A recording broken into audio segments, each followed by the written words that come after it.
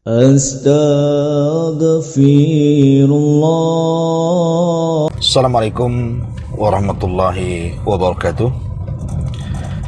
Bihamdillahi wassalatu wassalamu ala rasulillah wa ala alihi wa sahbihi wa mawalah wa la hawla wa la quwata illa billahi wa ba'du.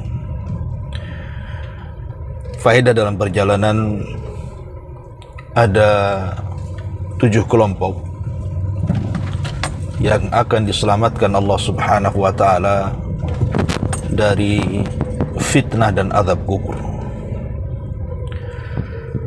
Ma'asyiral muslimin wal muslimat rahimani wa rahimakumullah. Kita tahu bahwa kuburan adalah awal manazilil akhirah.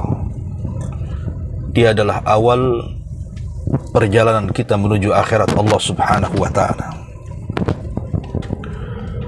Utsman bin Affan radhiyallahu an, apabila diingatkan tentang kuburan, maka dia selalu menangis. Tapi kalau diingatkan soal neraka, maka raut mukanya biasa saja. Sehingga kemudian Utsman ditanya, kenapa demikian? Maka Utsman bin Affan radhiyallahu an mengatakan, wailakum, celaka kalian. Sesungguhnya kuburan yang kalian lihat itu bisa saja menjadi hufratun min hufarin nar atau raudun min riyadil jannah. Bisa saja kuburan itu menjadikan lubang yang menuju atau mengarah ke neraka, atau boleh jadi dia adalah taman dari taman-taman yang menuju taman surga Allah Subhanahu wa ta'ala. Kita tidak bisa bayangkan kehidupan setelah kematian. Akan banyak peristiwa yang kita akan lalui. Dan kalau kita mengacu kepada hadis-hadis Nabi SAW, maka banyak hal-hal yang sangat menakutkan dalam kuburan. Salah satunya adalah fitnah kubur dan juga azab kubur. Ma'asyiral muslimin yang dimuliakan Allah Subhanahu wa ta'ala, akan tetapi di sana ada 7 kelompok yang akan diselamatkan oleh Allah Subhanahu wa ta'ala dari kengerian fitnah kubur atau azab kubur. Siapa mereka? Inilah yang kita akan bahas dalam faedah siang dalam perjalanan ini. Yang pertama adalah orang yang betul-betul melaksanakan tauhid. Allah Subhanahu wa ta'ala berfirman dalam surah Al-An'am ayat 82. Alladzina amanu wa lam yalbisu imanahum bidzulmin ulaika lahumul amnu wa hum muhtadun. Orang-orang yang beriman dan mereka tidak mencampur adukan keimanan mereka dengan kesyirikan, maka mereka akan mendapatkan keamanan dan mereka akan mendapatkan petunjuk. Abdullah bin Mas'ud radhiyallahu anhu menceritakan ketika turunnya ayat ini, para sahabat menjadi berat. Macam mana mungkin syarat mendapatkan keamanan dan juga petunjuk harus tidak mencampur adukan keimanan dengan kezaliman? Siapa di antara kita yang tidak pernah melakukan kezaliman? Maka Nabi SAW mengatakan, bukan itu yang kalian maksudkan, tapi kezaliman di sini artinya kesyirikan. Maknanya siapa yang tidak mencampur adukan tauhid dengan kesyirikan, maka mereka akan mendapatkan keamanan dan juga petunjuk. Sebagian para ulama tafsir mengatakan yang dimaksud mendapatkan keamanan adalah secara mutlak. Keamanan dari kesesatan syaitan, keamanan dari kesempitan dunia, keamanan dari su'ul khatimah, termasuk keamanan daripada azab kubur dan juga azab neraka kelak pada hari kiamat. Ini yang pertama. Jika kita ingin terbebas dari fitnah kubur, selamat dari fitnah kubur, selamat dari azab kubur, maka wujudkan tauhid sebenar-benarnya. Yang kedua, tanamkan keimanan. Allah Subhanahu wa taala berfirman dalam surah Ibrahim ayat 27. Yuthabbitullahu alladhina amanu bil qawli tsabit fil hayatid dunya wa fil akhirah wa yudhillullahu zalimin wa yaf'alullahu ma yasha. Dan Allah akan meneguhkan iman orang-orang yang beriman dengan ucapan yang teguh dalam kehidupan di dunia dan dalam kehidupan di akhirat. Dan Allah menyesatkan orang-orang zalim, dan Allah berbuat apa yang dikehendakinya. Makna daripada yuthabbitullahu alladhina amanu, Allah akan meneguhkan keimanan. Maksudnya iman di sini adalah as-sadiqul ladzi la syakka fi, keimanan yang jujur, yang tidak ada keraguan padanya, keimanan yang betul-betul hak dan tidak ada keraguan di dalam keimanan tersebut, baik keimanan kepada Allah, kepada Rasulnya, kepada kitab-kitabnya, kepada para malaikat, kepada qada dan qadarnya, kepada hari akhirnya. Maka orang-orang yang teguh keimanan mereka, maka mereka akan terbebas dan selamat daripada fitnah kubur dan juga azab kubur, karena mereka mampu dan sanggup menjawab setiap fitnah atau pertanyaan mungkar dan nakir. Dan kalau dia sanggup menjawab, Allah Subhanahu wa taala akan katakan, an sadaqa abdi, hambaku telah benar, bentangkan kepadanya kuburan sejauh mata memandang, bukakan pintu sorga kepadanya, hantarkan makanan, minuman, wewangian dan pakaian, dan tidurlah seperti tidur pengantin baru. Ini yang kedua. Yang ketiga, memperbanyak amal saleh. Disebutkan di dalam hadis Ibnu Hibban dan juga At-Tabrani dalam Mu'jamul Awsat serta Imam Hakim dalam Mustadraknya, dari sahabat Abu Hurairah radhiyallahu anhu, kata Nabi sallallahu alaihi wasallam, innal mayyit idza wudi'a fi qabrihi innahu yasma'u khafqa ni'alihim hatta yuwalluna anhu.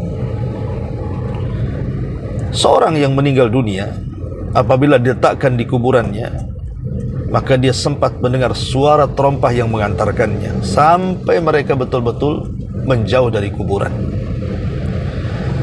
Kata Nabi SAW, fa in kana mu'minan, kalau dia seorang mukmin, kanatis salatu inda ra'sihi wa kana siyamu an yaminihi wa kanatiz zakatu an shimalihi wa kana fi'lul khairati minas sadaqati was silati wal ma'ruf wal ihsani ila nas inda rijlaihi. Kalau dia seorang mukmin, maka posisi salat akan berada di arah kepalanya, posisi puasa akan berada di arah sebelah kanannya, posisi zakat akan berada di sebelah kirinya, dan posisi berbuat kebaikan dari sedekah, silaturahim, mengajak manusia kepada kebaikan dan berbuat kebaikan kepada manusia ada dari arah kakinya. Lah ketika kemudian para malaikat yang hendak membuat fitnah kepada orang yang ini, yang ada di kuburan ini, dan dia seorang yang banyak beramal saleh, apabila dia datang dari arah kepalanya, fayu'ta min qibali ra'si, maka salat akan mengatakan, ma qibali madkhal, tidak ada jalan untuk melewat sini. Apabila kemudian dia, malaikat ini, ketika tidak ada jalan lewat kepala, dari arah kepala, maka dia akan mencari jalan dari arah sebelah kanan. Tetapi sebelah kanan sudah ada puasa, dan puasa mengatakan, ma qibali madkhal, tidak ada jalan lewat sini. Kemudian dia mengarah dari arah sebelah kiri, zakat pun menahannya dan mengatakan, ma qibali madkhal, tidak ada dari arahku engkau berhak masuk. kemudian dia pun hanya tinggal satu arah sebelah dari arah kakinya, sementara dari kakinya juga sedekah, silaturahim, al-ihsan, berbuat baik kepada manusia, juga mengatakan ma'kibali madkhal, tidak ada jalan untukmu. Akhirnya dia selamat dari fitnah kubur dan juga azab kubur. Ini yang ketiga, perbanyak amal saleh. Yang keempat, istiqamah. Allah Subhanahu wa taala berfirman dalam surah Al-Ahqaf ayat 13 dan 14. Innal ladzina qalu rabbuna Allah tsumma istaqamu tatanazzalu alaihimul malaikatu alla takhafu wa la tahzanu wa abshiru bil jannati allati kuntum tu'adun. Orang-orang yang mengatakan Rabb kami Allah, kemudian mereka istiqamah, maka saat kematiannya para malaikat akan turun, kemudian membisikkan di telinganya, jangan takut, jangan sedih, karena Allah Subhanahu wa taala sudah janjikan surga untukmu. Apa maknanya di sini? Sebagian para ulama seperti Abu Bakar As-Siddiq radhiyallahu anhu ketika memberikan definisi soal istiqamah. Istiqamah artinya orang-orang yang tidak menyekutukan Allah dan tidak berpaling kepada selain Allah Azza wa Jalla. Tapi Hasan Al-Basri rahimahullahu ta'ala mengatakan maksud istiqamah adalah istiqamah di atas perintah Allah dengan menjalankan ketaatan dan menjauhi kemaksiatan. Dan Umar bin Khattab radhiyallahu mengatakan istiqamah artinya antastaqim ala amrin wa nahi, agar tetap di jalan perintah dan di jalan menjauhi larangan. Intinya istiqamah artinya seseorang mendawamkan sesuatu dalam sebuah amal saleh. Lah orang-orang yang istiqamah, maka saat kematiannya saja malaikat akan turun dan menghabar gembirakan di telinganya dan mengatakan jangan sedih. Maksudnya jangan sedih akan perkara yang telah berlalu. Jangan sedih artinya jangan sedih, afwan, jangan sedih artinya jangan sedih akan perkara yang akan datang. Dan jangan takut akan perkara yang sudah berlalu. Yang akan datang tentu dari azab kubur, fitnah kubur, azab neraka dan begitu seterusnya. Tidak perlu dikhawatirkan. Semua aman. Ini yang keempat. Kemudian yang kelima, orang-orang yang suka membaca setiap malam surah Tabarak atau suratul Mulk. Kata Nabi SAW, inna suratan minal Quran 30 ayatan syafa'at li rajulin hatta ghufira lahu wa hiya suratu tabarakalladzi biyadihil mulk. Kata Nabi SAW, ada satu surat dalam Al-Quran terdiri dari 30 ayat dapat memberikan syafaat bagi para pembacanya sampai dia mengampuninya, yaitu tabarakalladzi biyadihil mulku. Dan Nabi SAW bersabda dari Abdullah bin Mas'ud radhiyallahu an, Nabi SAW bersabda, man qara'a tabarakalladzi biyadihil mulk kulla lailatin mana'ahu Allahu biha min adzabil qabri. Siapa yang membaca surah Al-Mulk setiap malam, maka Allah akan melindungi dia dari siksa kubur. Allah akan melindungi dia dari siksa kubur. Ini menunjukkan bahwa orang yang suka membaca suratul Mulk, dan Nabi SAW setiap malam membaca sebelum tidur suratul Mulk, karena memang salah satu faedahnya adalah fahiyya mani'ah, kata Rasul, dia bisa mencegah dari fitnah ataupun azab kubur. Ini juga di antara penyebab-penyebab orang dijauhkan dari fitnah dan azab kubur. Kemudian yang keenam, murabitah. orang yang menjaga perbatasan. Orang yang menjaga perbatasan negaranya kaum muslimin, seperti yang terjadi kepada saudara-saudara kita di Palestina, di mana semua arah terancam hendak dicaplok oleh orang-orang Zionis Yahud. Maka mereka adalah para murabitun yang menjaga negara mereka untuk tidak jatuh ke tangan orang-orang Yahudi kafir. Nabi SAW mengatakan, ribatu yaumin wa laylatin khairun min siyami syahrin wa qiyamihi wa in mata jara alaihi amaluhu alladhi kana ya'maluhu wa ujriya alaihi rizquhu wa amina minal fattan